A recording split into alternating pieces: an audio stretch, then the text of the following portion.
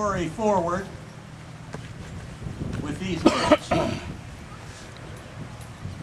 When Jesus heard what had happened,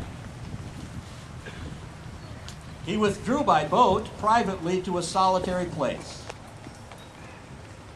Hearing of this, the crowds followed him on foot from the towns. When Jesus landed and saw a large crowd, he had compassion on them and healed their sick. As evening approached, the disciples came to him and said, "This is a remote place, and it's already getting late. Send the crowds away so they can go to the villages and buy themselves some food." Jesus replied, "They do not need to go away. You give them something to eat." "We have here only five loaves of bread and 2 fish," they answered. "Bring them here to me," he said. And he directed the people to sit on the grass. Taking the 5 loaves and the 2 fish, and looking up to heaven, he gave thanks and broke the loaves. Then he gave them to the disciples, and the disciples gave them to the people. They all ate and were satisfied. And the disciples picked up 12 basketfuls of broken pieces that were left over. The number of those who ate was about 5,000 men, besides women and children. This is the gospel of our Lord Jesus Christ. May he bless it to our hearts and lives today.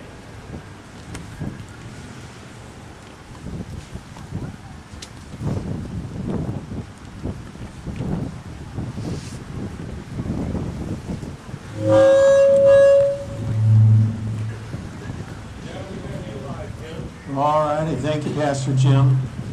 I'm getting a little bit of reverb. Can you hear me back there? Those that know me probably know that I always ask questions of those that sit way in the back, in case you want to move up. There's a place for you up here. There's a place everywhere in the kingdom of God for you. So you're still hearing me, correct? So I don't know whether it's reaching you or not. And so if you can't hear, go like that. Can we all try it?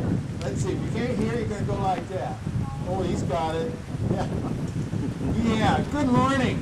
Such a delight to be here with this wonderful group of pastors and people and churches where the word is proclaimed and hope is renewed and bodies are refreshed with food and joy and fellowship and all that we are supposed to be as people of Christ. My name is Ken Babcock. I'm a second career pastor in the Lutheran Church, kind of like Jesus was second career. He was a carpenter, as you well know, and I was not. But I'm second career. 36 years in the material handling industry, and I am still handling material. Wow. We have a reading today about the 5 loaves and 2 fishes. We all are aware of that story. If you haven't heard that story, you probably didn't grow up in the church as a kid. We all remember that. We've seen illustrations of it and color pictures of it. And it was just a really, really, really cool kind of thing. But you know what really struck me when I read the text today? Jesus had compassion on them. What I'd like you to imagine is Mount Garfield. Who's familiar with Mount Garfield?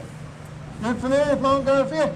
Way up there, like at the top of that tree, right there, was the top of Mount Garfield. And when I was in high school in football, we used to put on our football shoes and we would run up and down those stairs. Anybody else have ever done that? Got to be a few in here that have done that. Oh, God. We used to have access to Mount Garfield. Now imagine Jesus had a rough couple of days. He's in Nazareth and he's trying to do miracles, but he could do nothing because of their unbelief. That might be my glitch. He couldn't do it. Well, I'm not sure that he couldn't do it. What I'm sure of is they didn't see it. They didn't hear it. They didn't feel it. They didn't know it. Wow. Wow. And John is still in prison. And as he's in prison, he sends his disciples to Jesus and he says, "Are you the one? Are you the one? Are you the Messiah? Are you the one who's coming?" And he says, "Don't judge me except by my works."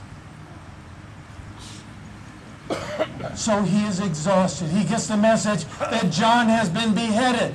We have a banquet going on over here that Herod is running. And in that banquet, they serve up death. They serve up death on a platter with the head of John. Wow. Can you imagine? Visualize that.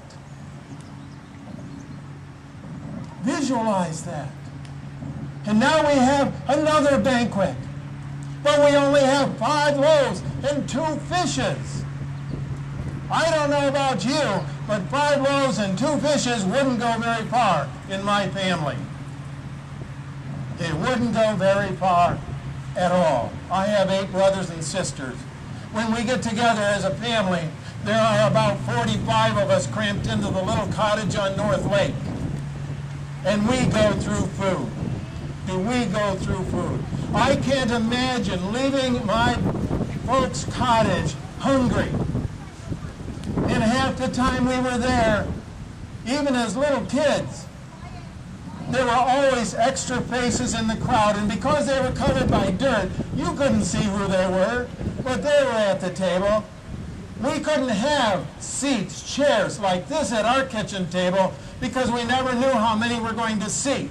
My dad made benches out of pine, 12 inches wide, 11 and a half for those who are informed, and we put those on both sides of the table.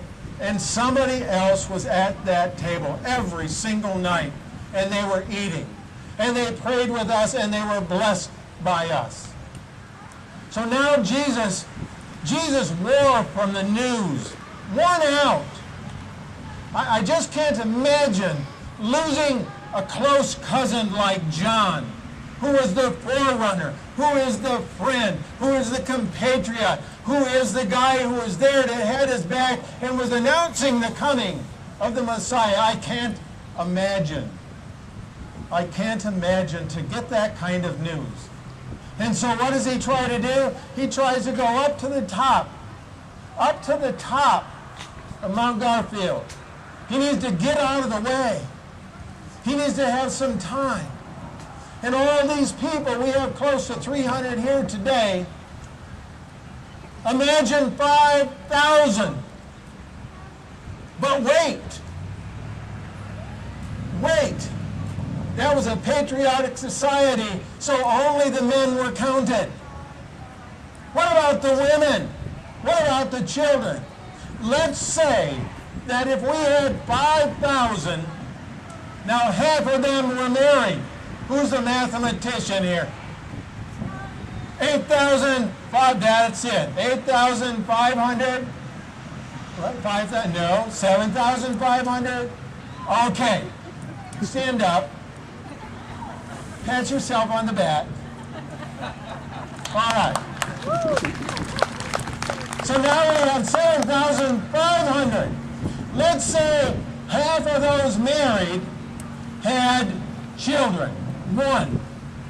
An average of 1. So now we have what? Add 1,025. Come on.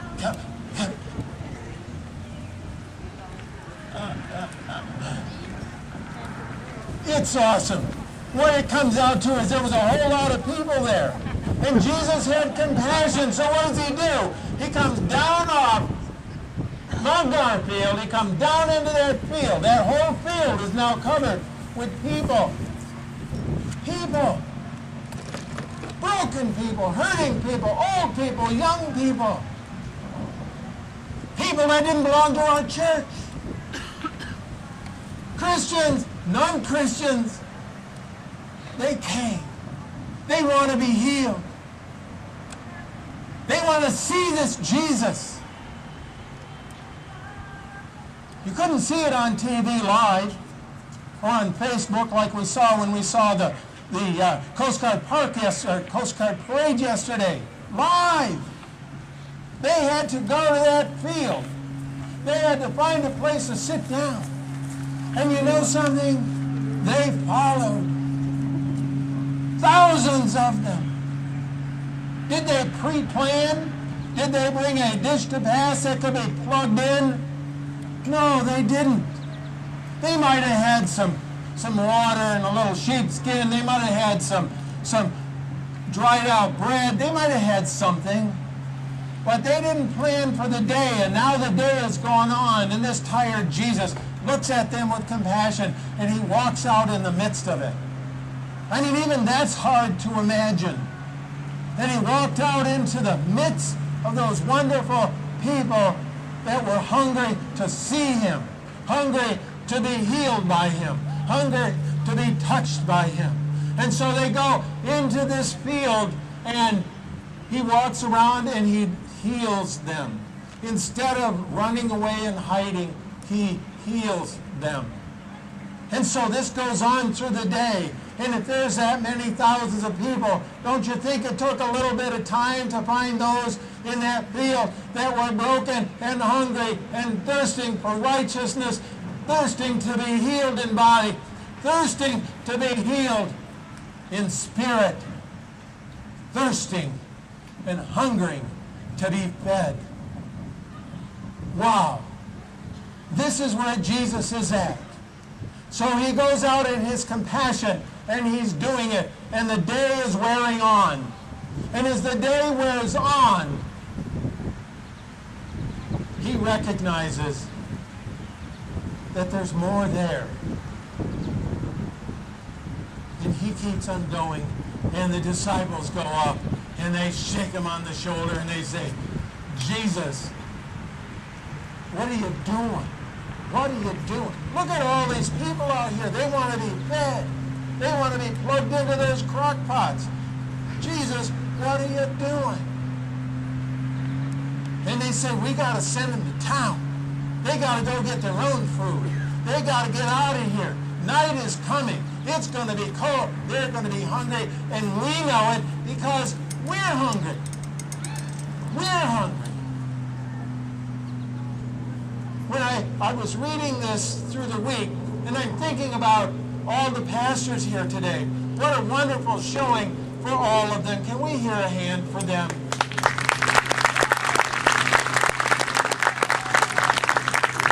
We're so thankful for having them here. But there are times when you just get wore out.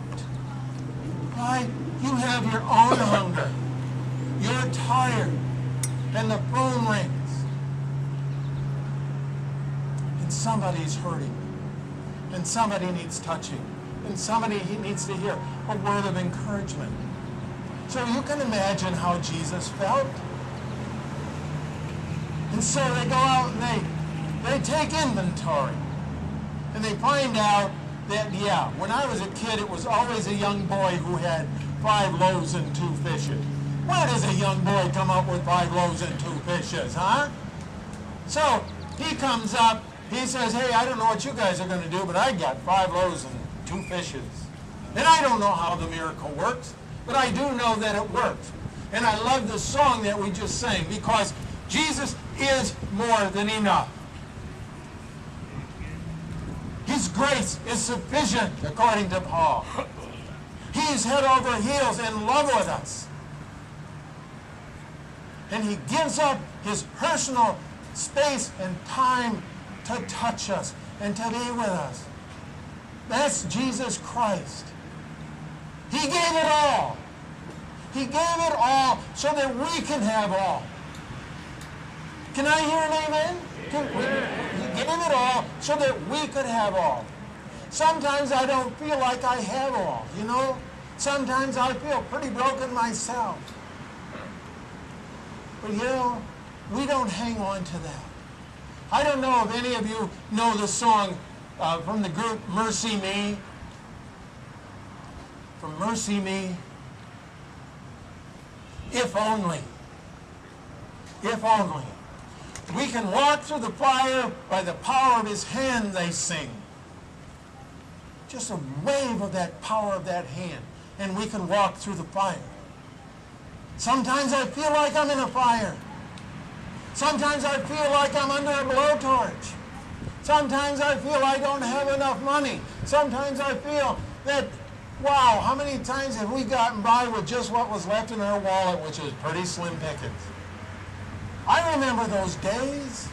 You remember those days.